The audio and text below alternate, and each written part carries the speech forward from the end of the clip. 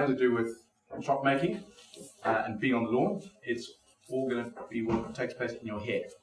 All I'm going to try and share with you are things that I've learned, stuff that I've learned from reading, from playing and experiencing myself, and also what I've learned from my two sports coaches. I have two sports coaches whose services I use in order to play better croquet.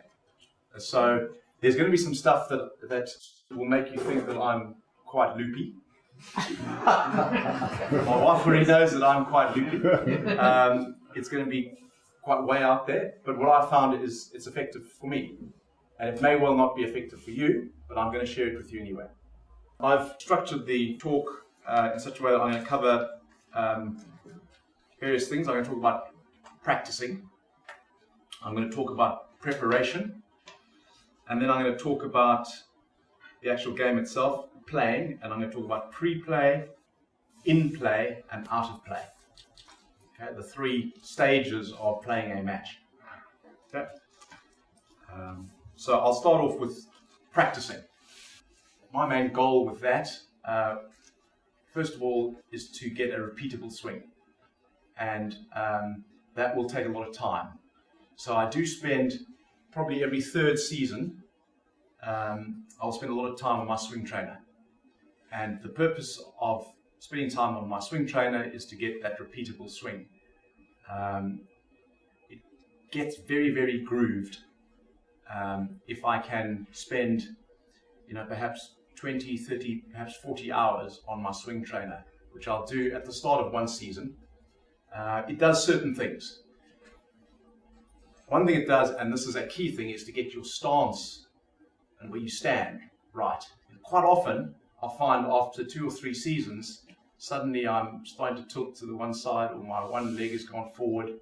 Sometimes my aim is all cockeyed, just because your brain just starts seeing things as being straight, but they aren't actually straight.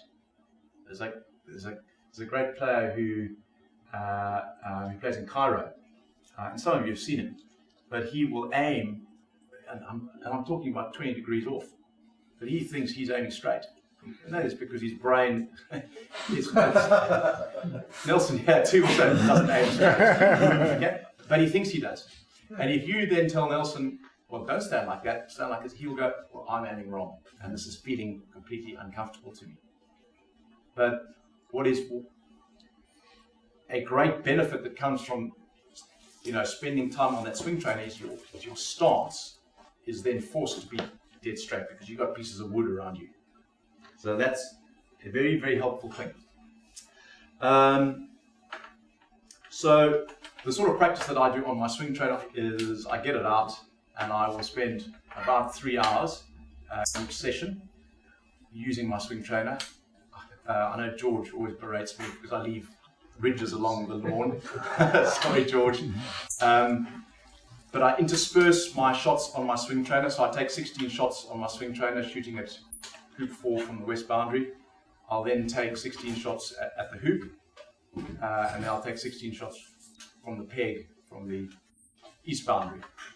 And it's incredible what sort of rates of success you can then get on your free shots at the peg. Okay. There was one session, granted it was after 4 or 5 consecutive days of this, and it was the end of my last session, but I had 63 out of 64 shots at the peg that hit from the east boundary. Now that is an incredible statistic, but I've got that, A, because I'm completely relaxed, okay? There is no pressure, but I've got an incredibly grooved swing, and that I find is quite helpful every 3 seasons or so. So I'll always go to my swing trainer. What I will say to you is even if you don't have a swing trainer, spend the time getting that repeatable swing. Now, when I say repeatable, it's when you're under pressure, you need to be able to reproduce and execute the same swing every single time. Or whether it's the start of a season, or whether you ice cold, or you are suffering from some nerves. That's what I mean by a repeatable swing. I will talk about how to create that, but it is helpful having played that a lot of times. So, a repeatable swing. The drills that I do when I practice, other than just hitting in, I would practice a 3-ball break, and I have a ball either at the peg as my pivot or on one of the boundaries. So middle of west or middle of east, or a ball at the peg, and I will just play a 3-ball break. So I'll just keep going, make a hoop, rush to the ball, either at the peg or the boundary, play a little croquet shot, rush to hoop 2, make hoop 2, rush back. What's happening is I'm probably playing hoop approaches from a non-standard position, because I've had to rush there from 15 yards, 20 yards, sometimes 30 yards. So I'm sort of approaching from 5 or 6 yards away, which are the key ones to nail. There's no good practicing your 1-yard hoop approach. That's no use to man or rod. Right? Also, you're practicing your rush shots, and they are an essential part of a good break and a good solid break. So the 2 shots that I'm really practicing are long rushes and medium length hoop approaches. What I will say is that practice makes permanent. It doesn't make perfect. If you're practicing the wrong thing, you're going to make permanent that wrong thing. So practice what is perfect. Okay. Now, what I will then come on to say is, how do you practice what is perfect? Because when you're out on the lawn, you have lawn imperfections and you don't quite rush exactly where you intend. Okay, I'm going to start delving into the loopy stuff here. But if you twig that the brain can't really work out the difference between something that's imagined and something that has taken place in the past, you can practice quite well by just imagining it. So quite a lot of my practicing gets done when I'm lying on my bed, and I say to my wife, I want half an hour of croquet practice, please. And I dress like this, and I don't have a croquet mallet in my hand, but I go upstairs, I spend 2 or 3 minutes just getting slightly relaxed, and then I practice. And it's very good practice, because I'm practicing what's perfect. And I'm playing all the shots in my head that are perfect. The brain can't really tell the difference the next day whether I was at the Surbiton Croquet Club on lawn 2 or on my back, eyes closed, practicing fantastic shots. So I practice perfect shots, and that then becomes permanent. When you do practice, you've got to imagine that you're under pressure, that you're playing in a pressurized environment. You're just wasting your time if you're out there just hitting the ball around. You might as well not do it. You've got to replicate the same sort of emotional pressures that you may well feel in a match. So try and imagine that this is the last match of a world's final. Right? Every shot must count. Imagine that there is a crowd. Imagine if it's a crowd like Adelaide and everyone wanted Robert to win and not me. That's fine, because I've practiced that in my head so many times. I didn't mind that everyone wanted Robert to win. It's fine. I practiced that particular pressure before. So I like to put myself under a imagined pressure, either a rush shot, and I say, right, I've got to nail this rush shot because here's the circumstance. So when it comes to the circumstance itself, and you're playing in the final of a Worlds or the final of a handicap final, whatever you think is a big game for you, and you start feeling pressure, you've been there before, because the brain can't tell the difference. It's not new to you anymore. It's old hat. I'll just ask a question about the swing trainer itself, Reg. Yeah. I tried to buy one down at Southwick. We enjoyed it very much. There was a mystery bidder here. No idea who it was. Assuming Rutger's not going to build anymore, there's a serious question. Do you know who makes them, where they can be acquired?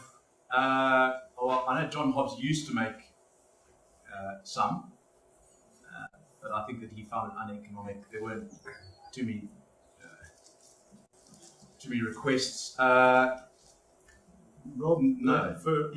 Rob took some, I'm not sure the exact details, he had a specific type of bolt that he brought with him from the UK to Adelaide, and basically bought some planks of wood from a DIY shop and knocked something together. Now, I'm not sure exactly what they were, but, because I'm not an engineer at this point, but they were a sort of bolt that could keep two planks of wood the right distance apart, and he had 4 of those things with a fine space. And they were set, Rob Fulford.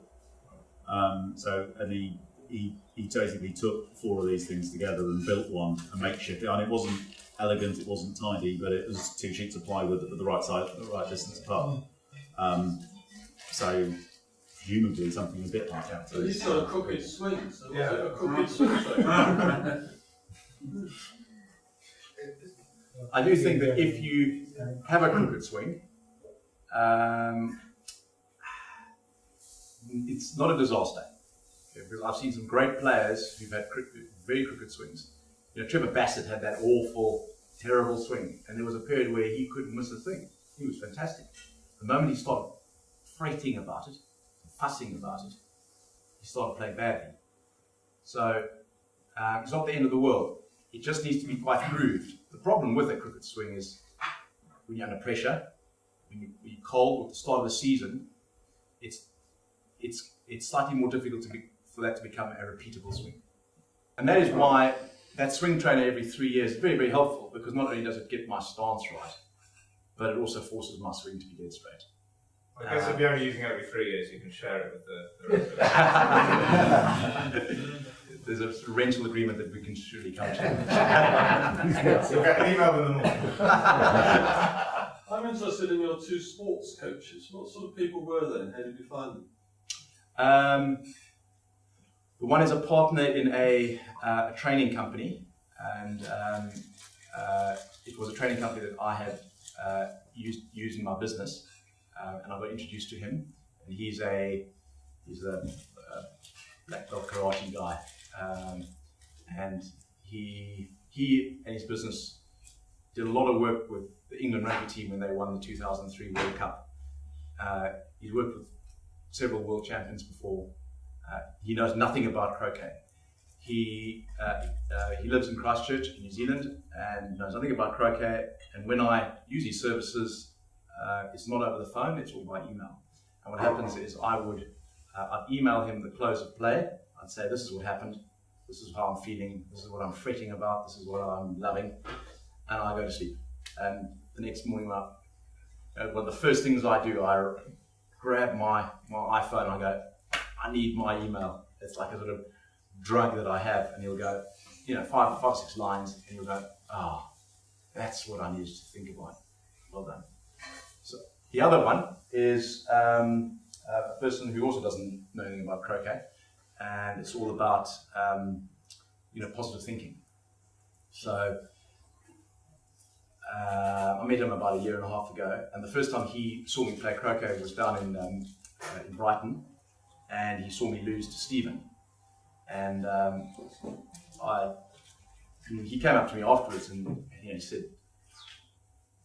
Reg, I'm absolutely shocked. And of course I said, well, of course you're shocked because I've just lost, I really shouldn't have lost to Stephen, right? That's the shock. And he said, no. Whether you won or lost is irrelevant. What you look like is completely shocking to me. And I was quite taken aback by what he said. He said, your body language, Reg, what you look like is appalling. So I said, okay, I think I need to spend some time with you. And we had a great dinner in central London, and he came up with a list of about 12, 13 things that I had to change from how I played that day. Nothing to do with croquet. And I absolutely embraced them. And it goes from haircut. Okay, I was looking scraggy, my hair was slightly long, it was quite a windy day, so of course it was all over the place. The first thing is, Reg, when you go out on that croquet court, have a good haircut. Little things, but it's how it makes me feel and the effect on the opponent, because they will then see me. I look smarter. So then we went down, okay, I wasn't shaven. So I had a 3-day growth. So you said, Reg, you know, when Roger Federer walked onto that centre court, was it 6 or 7 years ago when he was playing Andy Roddick, and he wore that white, that beautiful cream jacket, but he looked absolutely outstanding. I mean, my jaw dropped when I saw him walk on. You know, he felt $1 million. The crowd sensed that he was $1 million. And Andy Roddick, you know, pitched up normally and probably unshaven and thought, okay, this guy owns this court. How am I going to beat him? Did it make a difference? Well, Federer did win that match, and I suspect it did make a difference. Well, how did you work with Murray then? So, right, clean shaven. My shirt, it had to be ironed. It had to be clean. It couldn't be the one that I wore yesterday, or I didn't hang up properly. You know, I had to have a belt. Right? My socks had to be a certain height. My shoes had to be clean. How I walked onto a court. He said, this is how I want you to walk onto a court. This is how I want you to walk around. When you play a bad shot, Reg, don't drop your mallet like you did with hoop 3, because I saw Stephen puff out his chest. Well, I can't have that happen again. Right? So I'm not going to drop my mallet when I play a bad shot. So there were like 12 or 13 things that he came up with that made a huge difference. So 2 weeks later, I played the British Open here. So this was last year? Just here? Right? And you know, several people came to me that first morning and said, wow, Reg, you're looking quite smart. And that's never happened to me before. But I had my Springbok blazer on. So I made a point of putting on my Springbok blazer as I got out the car, 15 yards away, put it on, walked in here, went to the changing room, took it off. I mean, that was what I had to do. That was what I wanted to do. And that was the impression I wanted to create, both personally, for how I felt. So I felt $1 million. Clean shaven, I looked great, I felt great, and people could see that. And I played fantastic croquet that week, which was incredible. And I ascribe quite a lot of that success to what he said in that dinner that I had with him that evening. How long do you practice for, and how often a week? In other words, what's the duration before you say the benefits fall off? Okay, well, I will probably separate the 3-yearly practice from my normal practice. Yeah, my 3-yearly practice, I will probably spend it over a 2-week period, and I'll come down here maybe 3 or 4 times during that week, and each time will be 3 hours. So what's that? 12 hours a week, 2 weeks. But you're just concentrating on one thing, aren't you, really? That is primarily a single ball shot.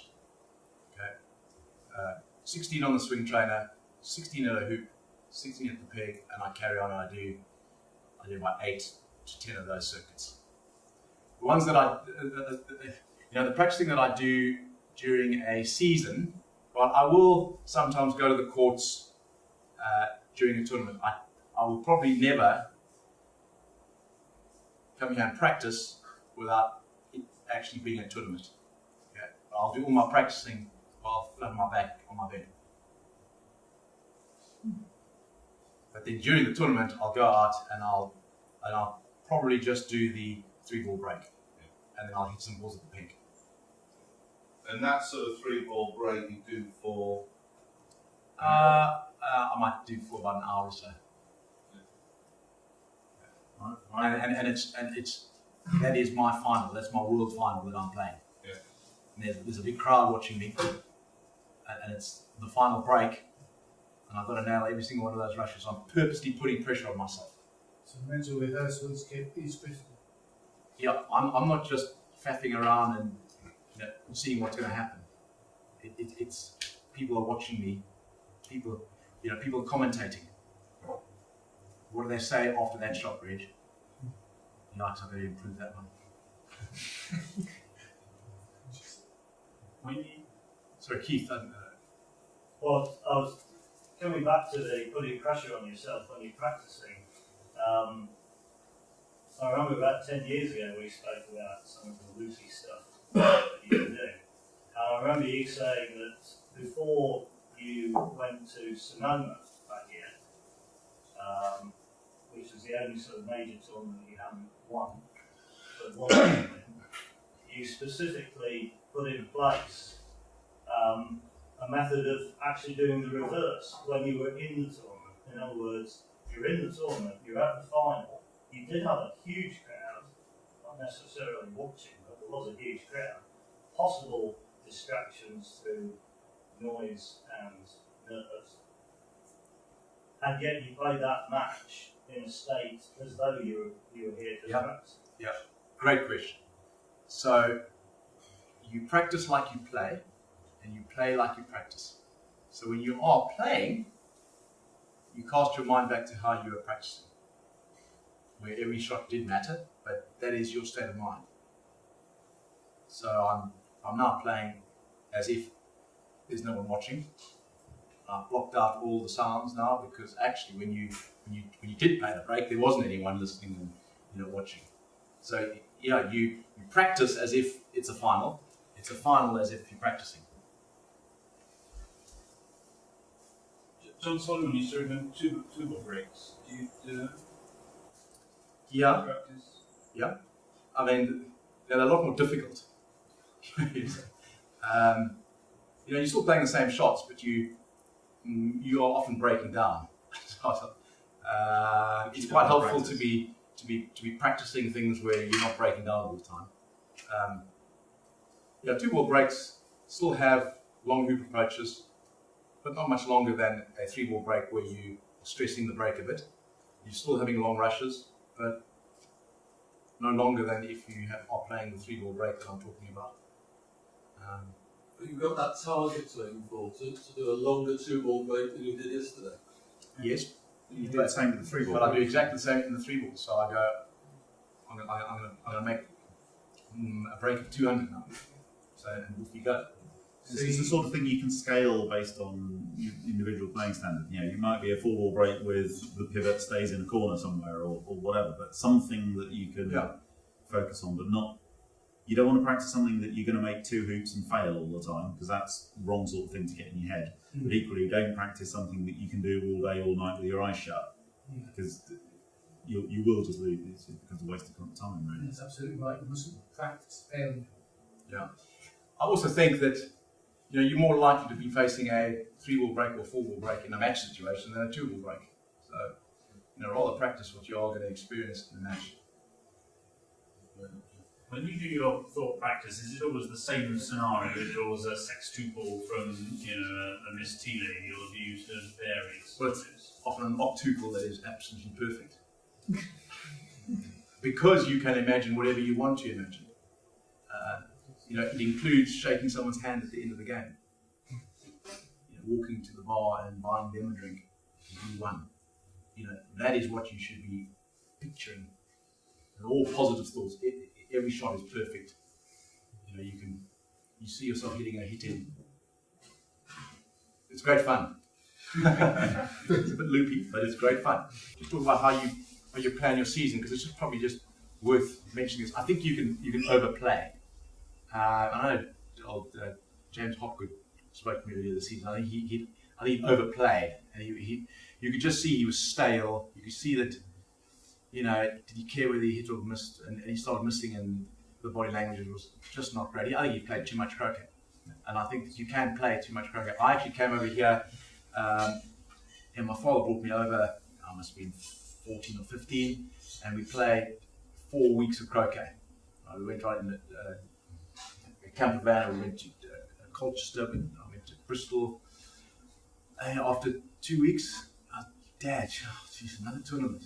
And I played horribly. My first week, I played great. I think you can play too much. So I think it's helpful just to bear that in mind. You can play too much. You can get too stale. Is it not right to also think about what objectives you have in the season? Yeah. And target saying, I'm going to be right for this, and this tournament. Exactly, yeah. And I think just thinking about it, is a good start. You know, thinking that, okay, this is a tournament that I'm just going to be here to try and groove my swing. I actually don't mind if I win or lose the calls. Okay. Now, of course, Ian Burridge loves it, but he beats me. But that's just a tournament that I'm there to have a good time. It's a great club to go to, some great members there. But you know, I'm probably going to get to the final. Okay, which means I'm going to play for 3 or 4 days, and that probably gets me to about 95% of my standard, which is perfect for the start of a season. Probably doesn't help that I've got 2 young kids now, 2 young boys. I've got to take them to rugby on a Sunday morning, so I can't play too many tournaments these days. So I do have to pick my ones that I do play. Okay, I'm going to talk about labeling. I used to suffer from this. When you label a person, label a player, you can't beat them. They're very good because you've called them God all your life, or they are fantastic at hitting in, or they beat you last time. And I remember there was a South African player, Dick LeMaitre, couldn't beat him, could not beat him. Better handicap, I was a better player and couldn't beat him. And I fluked some hit in, bounced off a worm cast and hit the wrong ball, and I won. He never beat me again. But I was suffering from labeling him as this person I couldn't beat. And that's not good. So there are some things that you can do. What I find that works incredibly well is, and certainly if it's a match that I want to win, so it's now the British Opens and it's now the knockouts, or it's the Worlds and it's now the knockouts. Games, matches you need to win. So it's very helpful to go to the rankings, the interactive rankings, call that player up and have a look at their record over the last 3 years. And revel in all their losses. Because I tell you what, no player is unbeaten for 3 years, right? Old Rob Fulford's had some corking losses. So have I, but he's had some corking losses, and I love looking at it again. Fantastic. In my head, I'm going, he's not as good because, how could that player be? If he leads to them, yeah. It's so effective, especially if you're playing international croquet and you haven't played someone before. It's very effective. You go, oh, goodness gracious me. They lost to that person, that person, that person. Very effective. Demyths them completely. You can also think of an imperfection in them. So their hair, their weight, their size, how they dress, the pimple on their nose, whatever it is. But it focuses your attention on something that's an imperfection rather than a perfection. Or they're useless at tactics. That's great. If you're starting to think that they are poor at something rather than creating a label. There is another psychological thing that you can do, which my coach has taught me. It's the tapping exercise. Some of you have, Keith's nodding his head because I knew he'd know this, but there's a tapping exercise that you can do where there's certain places on your face and body that you tap, and you can say a certain phrase or phrases of words that desensitize you to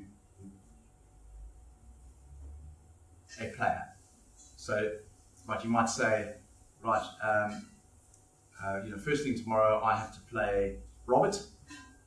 So you're simply tapping away, but I choose to be absolutely comfortable and at peace with myself, and this is what I'm going to do when I play against him. And it's all positive stuff. And doing that set of exercises is incredibly empowering. So when you are faced with that particular person, even a situation, like 7-yarders, right? Do the tapping exercises 2 or 3 times, and suddenly that 7-yarder is no longer a monster. It's just a 7-yarder.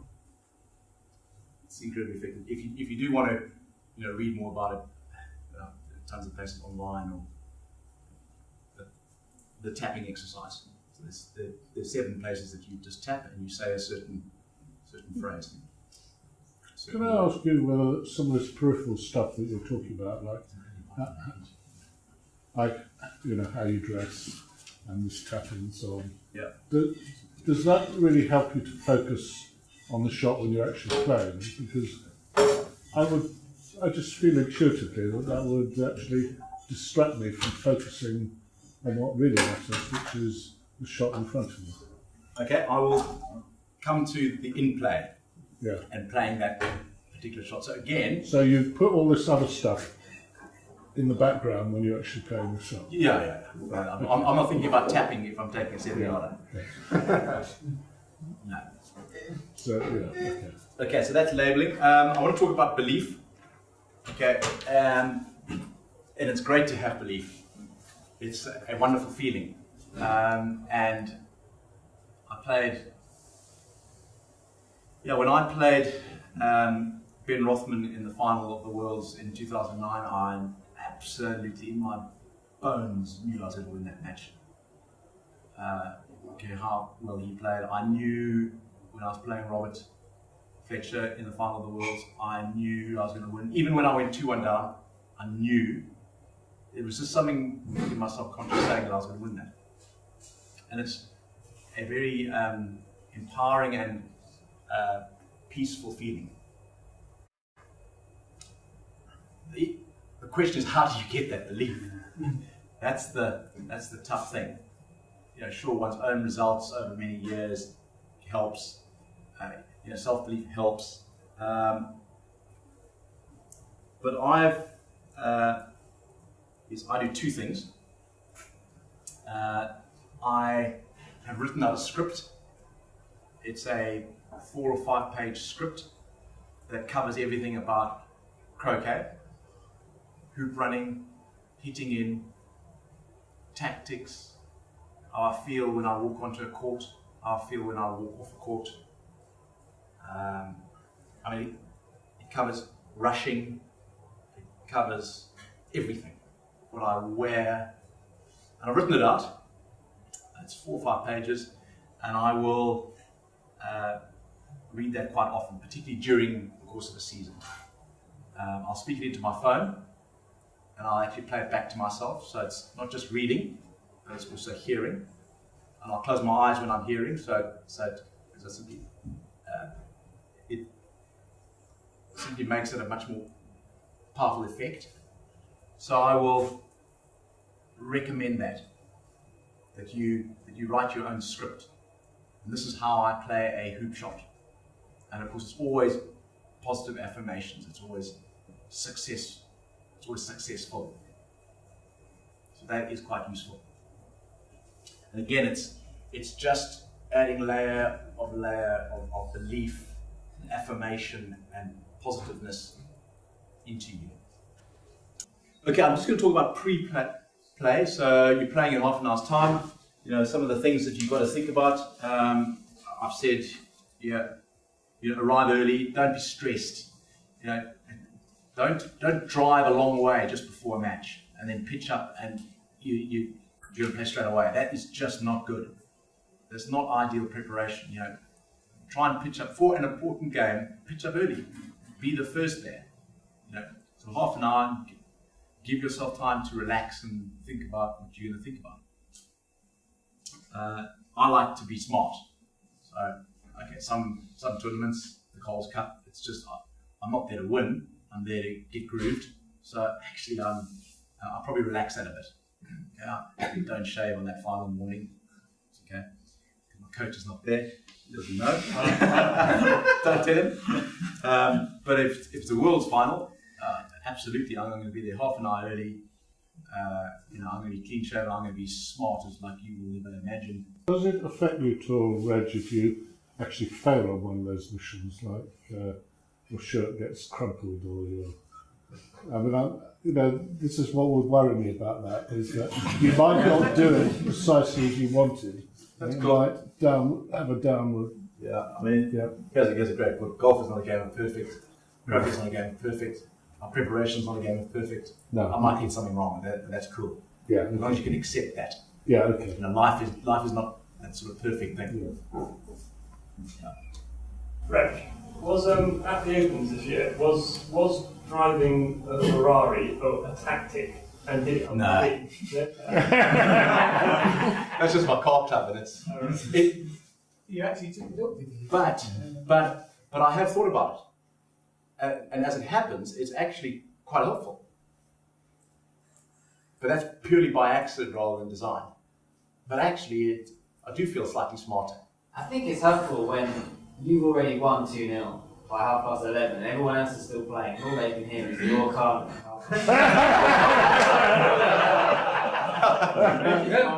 Okay. Some people think I've got a fleet of these smart cars, and I'm not going to disabuse them of that notion. But no, that's complete by accident. As it happened, that one British Open here, the car I had, it was a Bentley or whatever. I felt $1 million. Right? Of course, it's not my car, and it's costing me a bloody fortune. My wife's cursing me every time she sees these things. But as it happened, I was thinking, I'm in my Springboard Blazer, I'm Bentley. It helps. It's actually by accident. I certainly didn't join the car club because of that. I just needed a car to drive. It's either that or the car. I'm just stating the obvious here. Don't drink and drive. I.e., don't drink before a tournament, and then don't drive just before a match. Get some proper sleep. I've played some very poor croquet. Having practiced all these things, I pitch up, but I've had little sleep, or I've had 3 glasses of wine. It doesn't help. So if you have 6 glasses of wine and you've got a hangover and you play badly, if you have 1 glass, you've got 1/6 of that hangover. So why have 1/6 of the hangover? Have no hangover at all.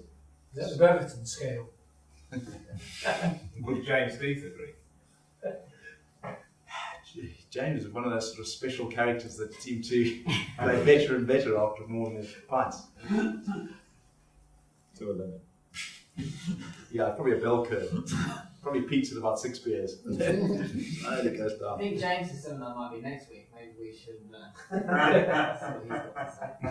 Yes. James Death's mental preparation. Liquid preparation. Okay. The 5-minute practice, I think that's a key 5 minutes. Because I don't stuff around. Don't make that a key moment, because what's going to happen is either third turn or fourth turn, you're going to face a key shot, and that is a key. You've got to hit it. So use the 5-minute practice. I like to go up and down the boundaries, so I go once round one way and then once round the other way.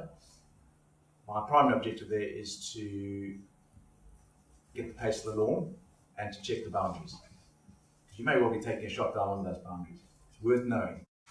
So try and land the ball in the corner spot. So from corner 1 to corner 2, try and land in the corner spot. You will get a feel for the pace and the boundary. I think that's a great start to your 5 minutes. Probably takes you 1.5 minutes. I always do that. And then I practice my 4 or 5 yarders. Shots that I'll always hit. And I like practicing 10 yarders. Because I might miss one of them. I don't want to give myself a diversion that, yikes, I've just missed. If you just miss one of those and suddenly you hit a duff at Tice, 10 yards, and you're thinking, I've just missed one. Where's this one going to go? If you hit 4 or 5 yarders and you're hitting them, 20 of them, it's a great feeling. I'm unstoppable today. Yeah, 4 yard. Nelson, you can do a 2 yarder, but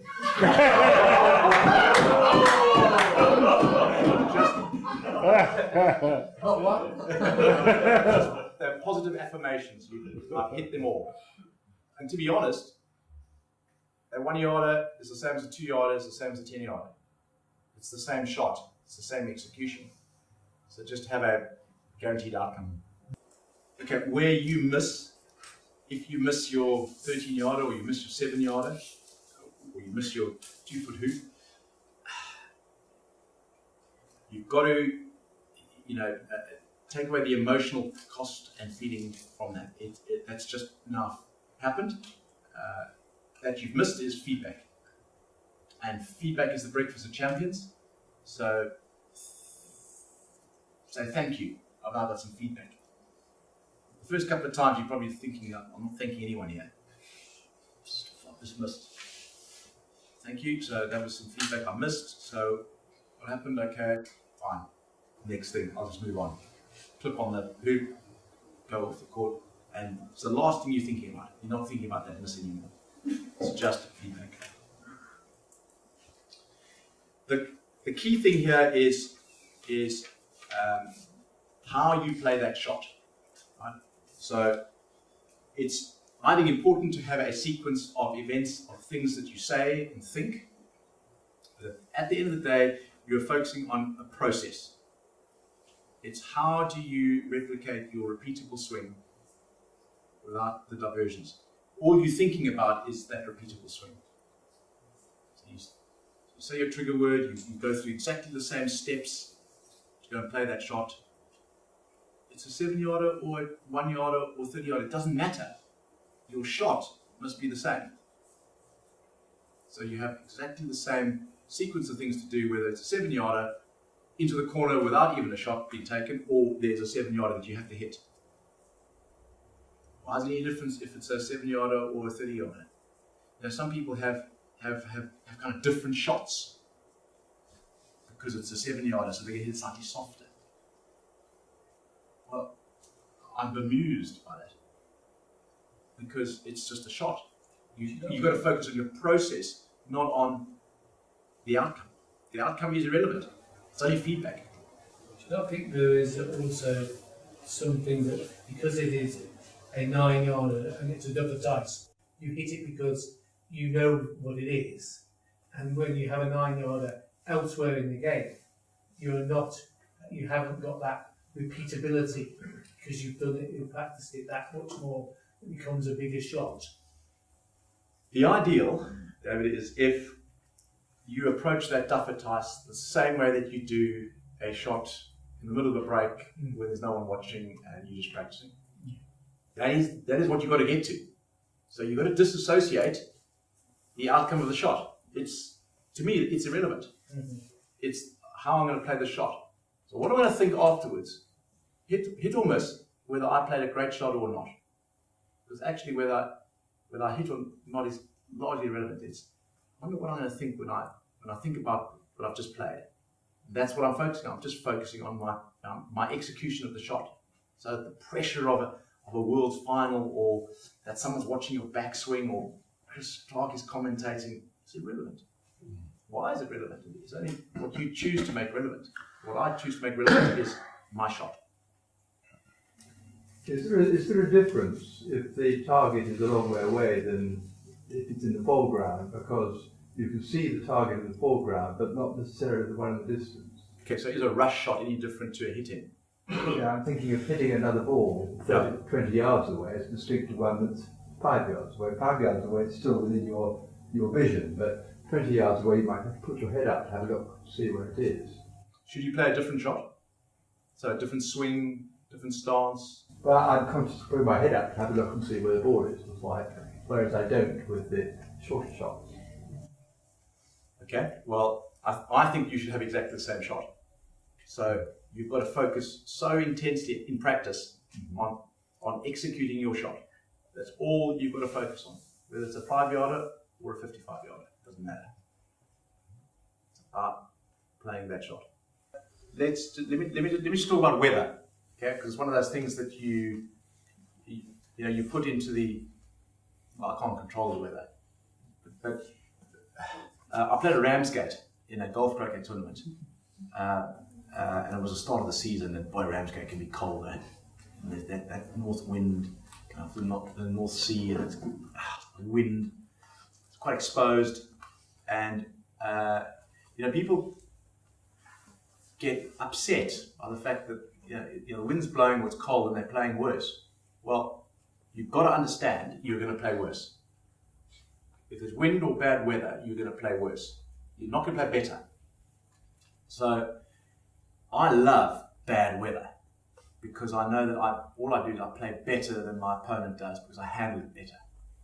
So I want that wind to blow like you won't believe. Especially when I play Robert Fulford, because I know he can't stand the wind. I love it when the wind blows. I'm going to play not great. I'm going to play worse, but I'm not going to play as worse as he, as bad as he. So you can. It's all about coping with the weather. So Ramsgate piles around, and it's a bitterly old cold day, and the wind is blowing, and I'm playing Robert, and he is dressed to the nines. He's like a little Michelin man. He's got so many layers of clothing on, and I think, well, hang on a second. If I wear what he's wearing, I won't be able to swing a croquet bat. So I went into my car, and I practiced a bit of meditation, okay, a bit of self-hypnosis, and I did that for about 10 minutes. So I'm completely relaxed, my heart rate's really down, and that's the best state of mind to be thinking things or thinking positive things. And I managed to convince myself that this was a gentle zephyr on the Mediterranean, and that it was a warm wind. And I closed my eyes and I imagined that this was what this wind was like. And I got out of the car and I instantly broke into a sweat. Oh, Jesus, this really is quite warm. And I went out there with a thin jumper on, my shorts. It was poor Rob, couldn't swing. And I played the whole match imagining that this was a warm wind. And it's incredibly empowering. I played fantastically. So the weather is something you can't control, but it's how you react to it. You're going to play worse, but you can trick your mind to think that it's not actually as bad as you think it is. It's worth bearing that in mind, because this is Britain. Okay, I'm just going to talk about outplay. So this is where you're on your own and you're sitting, watching your opponent go around, reading a newspaper or whatever it is. A guy called Louis Oosthuizen, he's a golfer. And he won the British Open 2 or 3 years ago. I never heard of the guy. Now, he's a South African golfer, and I should have heard of him. Never heard of this guy. He won the British Open. What on earth happened? And he was interviewed, and he spoke about a sports coach who had engaged with him, and the thing that they covered was, if you play around the golf, okay, let's call it 5 hours of golf. How many minutes are spent playing a shot? You see? Okay, well, 70 shots, and each shot is a minute tops. So let's call it 70 minutes of actual shot making. So there's 4 hours of doing, well, what? Thinking what? So this coach got him to concentrate on what he was thinking about when he wasn't playing golf. So the 4 hours or the 5 hours of when he wasn't playing golf. So Louis, what were you thinking about? What should you be thinking about? How do you best put yourself into a state of mind where you can play better when you actually have to play your shot? And croquet is exactly the same as that. If you are playing a best of 5 and it's 3-2, chances are you spend 50% of your time not playing. What are you thinking about? What I find important is to get my heart rate down. That I find is a very important component of playing good croquet. And a slow heartbeat really relaxes me. So I'm sort of really focusing on how to get my heart rate down. I'm just sitting there relaxed, completely relaxed. And it's a fantastic feeling, having all your muscles completely relaxed. It's a wonderful feeling. I can actually feel my heart rate just slowing down completely. But I am going through my head, my script. So I'm thinking, okay, these are the things I'm going to go and do. So I'm quite often closing my eyes. That's why I like to have my own spot, because people start thinking I'm a bit odd. It's just be on your own. And I imagine and I visualize playing a great shot. Because what is going to happen is that first shot I've got to then play is probably a 16-yarder. So I'm focused like crazy on maximising my chance of hitting that 16-yarder. So in my head, I hit 1,016 yards in a row. And I see myself hitting them. And again, and I'm thinking of my heave, hold, hit. I'm thinking of my repeatable swing. I can just see it happening. I can just feel my body doing the shot.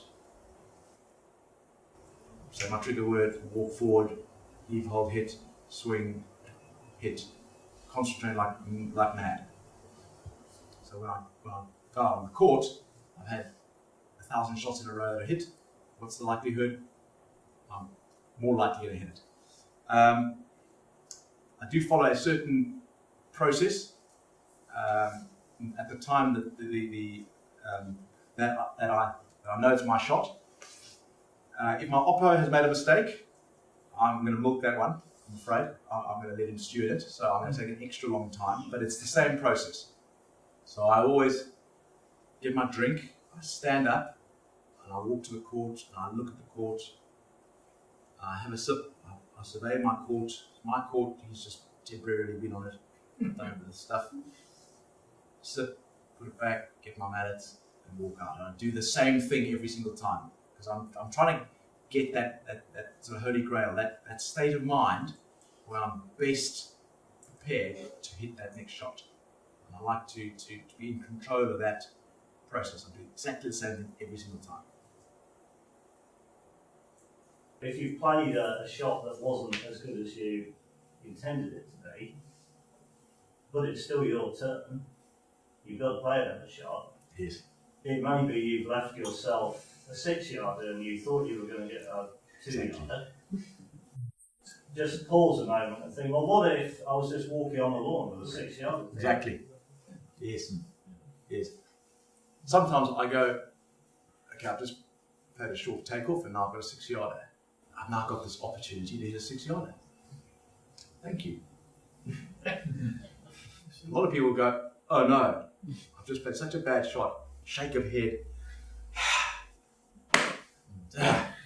Well, that's not great psychology, trying to hit your 6-yarder. Just when we're talking about this weekend. Well, unless you're playing David Gator, he slaps his thigh before every shot. It's not good psychology. Absolutely, Keith is right. Go, okay, so this is my shot. You know, what has happened in the past is just a construct of your own mind. It's, you know, so what? Play your shot. You can do things to detach what's just happened from what you're about to do, and be it, you know, that mental reset or taking it out of your head, or Keith's great, you know, it's a new turn, let's, you know, see where you go, and finding a way of detaching what's just happened from what you've got to do is going to help, because thinking about what's just happened isn't going to help, and to be honest, thinking about what's just happened, even if it went reasonably well, doesn't actually help. No, that's true. So if you put it behind you, just go on. Go on. Don't dwell on it. Physical fitness. Do you do any special exercises with croquet, or is it just general? I think we're lucky with croquet.